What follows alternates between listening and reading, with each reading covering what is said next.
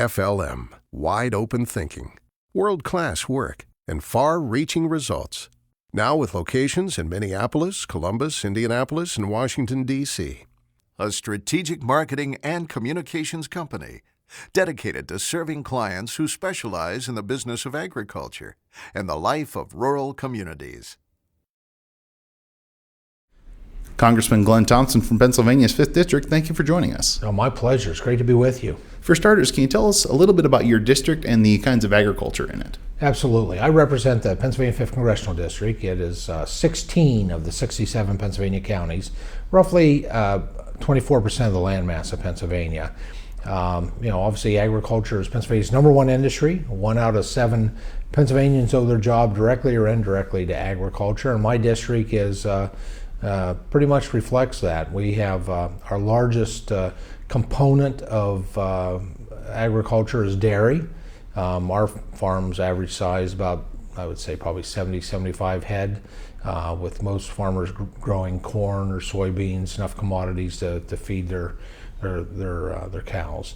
But we also have corn, obviously. That's in terms of our crops, corn's is kind of has a significant presence. We have a lot of specialty crops. I've got some of the finest grapes that make their way into vineyards and wineries all across Pennsylvania and even in other states. The grapes that we raise in Pennsylvania, that's largely, the grapes are throughout, but it's largely concentrated up around Lake Erie. That sort of that environment is just great for great grapes. We have actually have Welch's has a production plant up there. We have to a lesser degree we have orchards, and we have some wheat, and it's very, very diverse. And of course, something that is chairman of the Conservation and Forestry Subcommittee I'm very proud of. We have trees. And forestry is a really significant part of our agriculture in the Pennsylvania 5th District and in Pennsylvania in general. Now, you're currently in your 4th term. You've kind of worked your way into a position of leadership on the House Ag Committee. You mentioned your subcommittee chairmanship. So with all of that in mind, what do you see as kind of the biggest issues before the House Agriculture Committee right now, and really as you finish out this 114th Congress? Yeah, well, we always have a responsibility with oversight. I think that we put a lot of sweat equity, hard work, working with the industry to put forward a pretty successful farm bill. But you can't just pass legislation and walk away from it. So we have been working very hard on oversight. We just completed a 2-day marathon where we brought every undersecretary, every agency director in before the full committee. It was really, really productive, an opportunity to, just to get a broad picture of what's happening within USDA, which is one of the largest agencies in the federal government.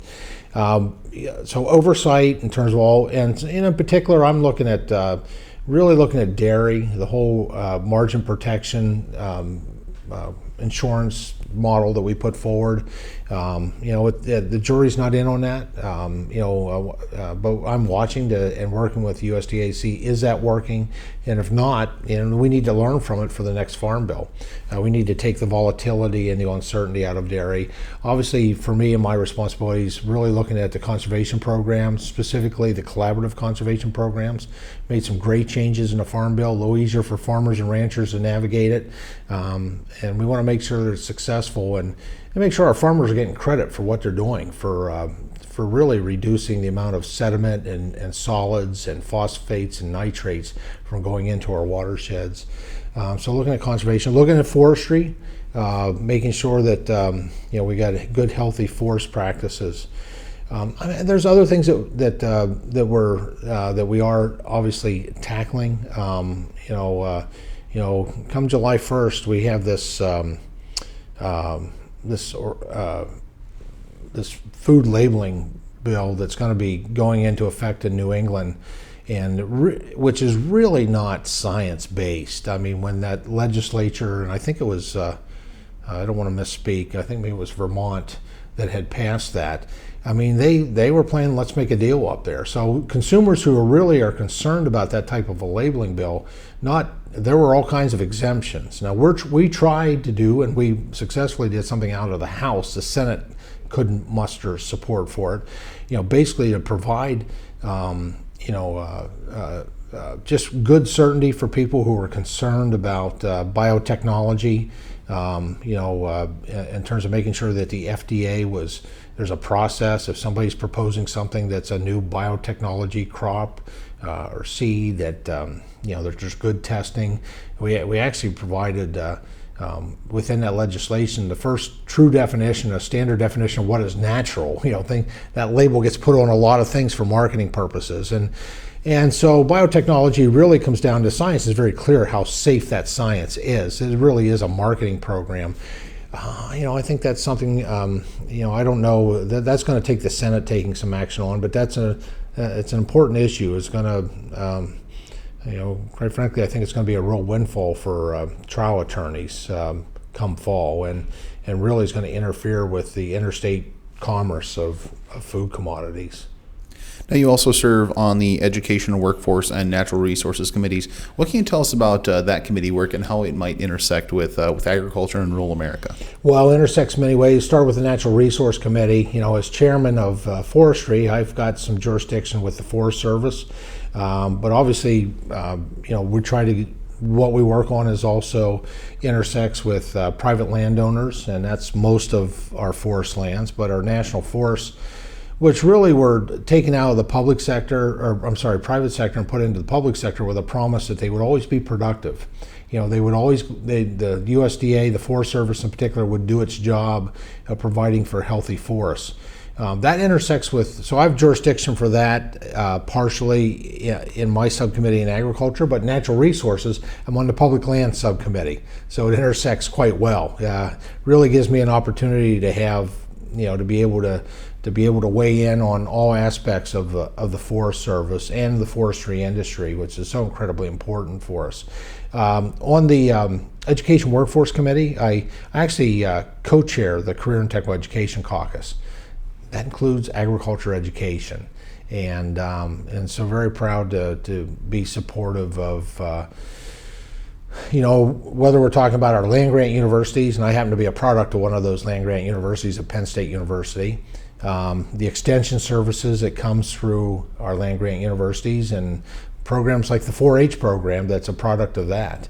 Those are things that intersects quite well, because we need to make sure that the men and women who are getting up every morning and going to work on our farms and ranches, that they have access to good information, to the science that's out there to help them to be more productive, more profitable, make their jobs easier, give them tools to deal with some of the overzealous government regulations and mandates like this Waters of the U.S. and other things that the conservation programs have really helped us with.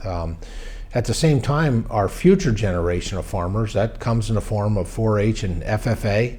And so I'm very proud through the Career and Technical Education Caucus to support those programs, and because these are the kids that in the future will be the farmers and ranchers that will feed us, clothe us, provide us our energy resources. I like to say that there's a lot more representation in Congress from the cities, from urban America, but without a robust rural America, urban Americans are going to wake up in the cold, in the dark, and hungry. And that's why it's so important that we do the right thing by agriculture and by rural America. Now, you mentioned your time on natural resources as well as your leadership as far as forestry legislation is concerned. You've really been preparing for that for quite a while, and the word prepare is kind of an intentional usage there because you've spent a lot of time with involvement with the Boy Scouts. So how did that help out? That lifelong experience that you had both as a scout and as a leader, how did that help out once you started looking at crafting legislation in this regard? Well, tremendously, and actually it dovetails with my family history. I'm from a long line of dairy farmers. In fact, I still live in my home area. Unfortunately, most of what we had for dairy farms is at the bottom of the lake today as a result of a Corps of Engineers project. But that background, plus my scouting, I've been in scouting since I've been 11 years old. Eagle Scout. I was 30 years as a scoutmaster. I have 3 sons that are Eagle Scouts, still involved in scouting. I will be in this Saturday, last weekend, and again on this Sunday, I will be at an Eagle Court of Honor. I spend a lot of time traveling up to congratulate these boys on what they've earned, and when invited, I love going out to the Girl Scout Gold Awards, which is comparable to the Eagle Scout. Just fine young individuals, and so it's given me a respect for scouting. Has given me obviously a respect for the environment, a respect for the resources that God has blessed us with, and that we are to use those resources. They are for our purpose as human beings, and we're to use those as good stewards of the environment. And so He's not only blessed us with the resources, but the technology today to be able to, produce and be able to utilize those resources that really only come from rural America. And so it's you're right. It's I've spent a lot of time backpacking and camping as a young boy and as an adult, and as a young adult and as a scoutmaster. And so I know the importance of healthy forests, and that means that we actively manage them. I've been in forests, and I've seen forests which are dying because they're living entities. There are some people I think that think a tree will live forever and it should never be cut, should never be touched. But we know that they're living entities, and they're subject to disease and illness, to wildfires, and they have a lifespan, and they will die. And as a resource, we have a responsibility to harvest them at that peak time, where, especially if it's on public lands, that the taxpayers get the greatest gain for it. And the side that a lot of people are just starting to understand is all those birds and mammals, all those critters, they need a diversity of forest in order to survive. They need mature forests at certain times in their life. The trees are not cut, but at other times they need small clear cuts. They need select cuts where you open the canopy up and allow things to grow. They need juvenile and adolescent forests where they can, sometimes they use that for foraging for food or for raising their young. It's a little bit like, the way I like to describe it, every once in a while I serve as a lay pastor, and I go into the church, and if I look down over a church pew, the church pews, and there's only one generation in the church, that church is an endangered species because it's only one generation away from extinction. And our forests are the same way. And so if I go into a church and there's multiple generations in the pew, that's a healthy church. Well, forests are the same way. And if we go into a forest and we see where we have places where it's been opened up, maybe a little bit of a clearing, other places where it's been thin, so the canopy and the sunlight's coming through, allowing new growth, issues where the trees are allowed to kind of maturing, and then and some that are very mature, they're grand. There's nothing cooler than going into an old hemlock forest and sitting there and looking up 150 feet to see that grand old tree. You need all that for a healthy forest. And that provides the habitat for all the birds and the game. And so I think a lot of those lessons I've obviously learned as a member of Congress, but that foundation probably really did start with scouting. And just wrapping up here, you're now in your fourth term, currently running for a fifth. But as you go through the process of serving as a member of Congress, you're no longer a freshman. You're not a rookie up here anymore. You've been here for quite some time. What has been the biggest change or the biggest shift that you've seen during your time in Congress?